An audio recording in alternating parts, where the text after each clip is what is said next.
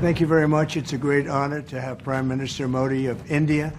He is a great friend of mine for a long time. We've had a wonderful relationship, and we kept the relationship during the 4-year period.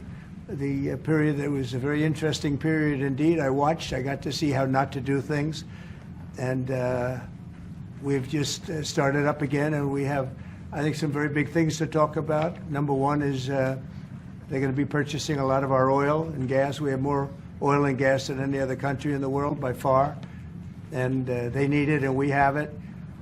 And we're going to talk about trade. We're going to talk about many things, but it's really an honor to see you, and you have been my friend for a long time, and congratulations on having done a great job. Thank you. Thank you very much. प्रधानमंत्री जी, आपको मिलकर बहुत समान महसूस हो रहा है कि मुझे बहुत खुशी है कि आज फिर आप यहाँ पर आए हैं और हम पिछले 4 साल आपसे हमारी बात हुई है और हम उस रिश्ते को आगे बढ़ा रहे हैं जो 4 साल में हमने पहले बढ़ाया है। और ये एक बहुत ही महत्वपूर्ण और रुचिकर समय आने वाला है हमारे सामने दोनों देशों के लिए। आपने देखा है कि हमारे पास बहुत कुछ करने को है। अभी पहली बात है तेल और गैस की बात है, और हमारे पास काफ़ी तेल और गैस है और आप इंडिया में इसकी ज़रूरत है जो हम देंगे। बाद में बात आती है ट्रेड की, व्यापार की, और इसके अलावा हमें बहुत खुशी है और बहुत ही हमारे लिए एक सम्मान की बात है कि मेरे एक मित्र आज वापस यहाँ आए हैं और उनसे मिलकर मुझे बहुत खुशी है। Would you like to say anything more? No, I'm okay. Excellency, मैं सबसे पहले तो फिर एक बार आपको यहाँ पर देख करके और आपको यहाँ पर मिल करके बहुत प्रसन्नता हो रही है। मैं आपके इस भव्य विजय के लिए आपको बहुत बहुत बधाई देता हूँ। न सिर्फ मेरी तरफ से, 140 करोड़ भारतवासियों की तरफ से आपको मैं बहुत बहुत बधाई देता हूँ और बहुत बहुत शुभकामनाएं देता हूँ। Your Excellency, I'm delighted to see you back in the White House and to meet with you today in this room. On behalf of 1.4 billion people of India, let me convey my heartiest congratulations to you on your grand and historic victory. ये बहुत ही सुखद संयोग है कि भारत की जनता ने 60 साल के बाद किसी प्रधानमंत्री को तीसरी बार लगातार देश की सेवा करने का अवसर दिया है।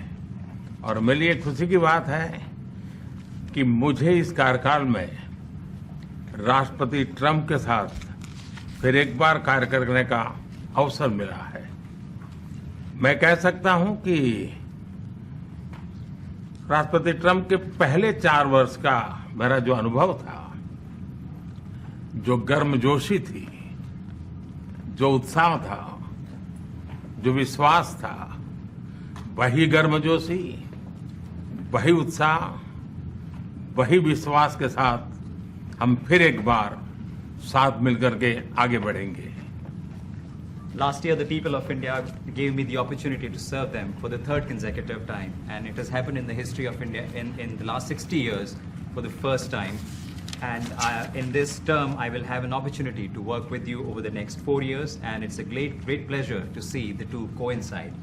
And I can say from my past experience of working with you in your first term that we will continue to advance the India-US strategic partnership with the same warmth, with the same trust, and with the same excitement. और मेरे लिए खुशी की बात है कि आते ही राष्ट्रपति ट्रंप ने एक मित्र की तरह मुझे पुराने अहमदाबाद के स्टेडियम की याद दिलाई।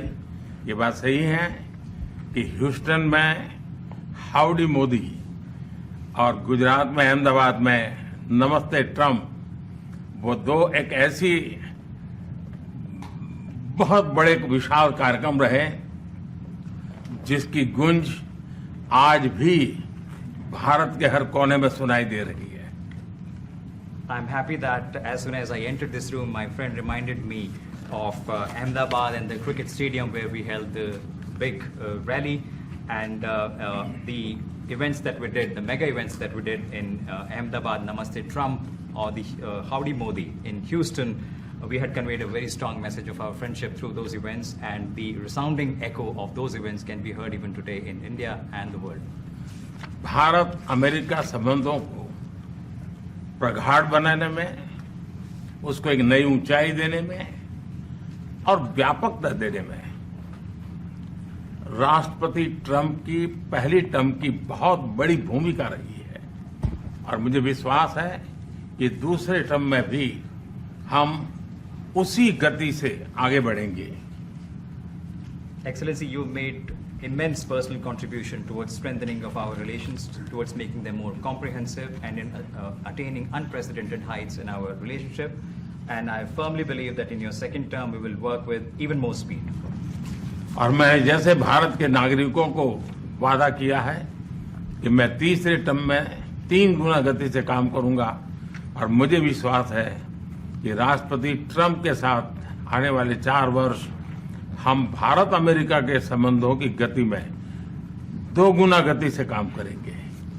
As I had promised to the people of India that in my third term as the Prime Minister of India, we will work with thrice the speed.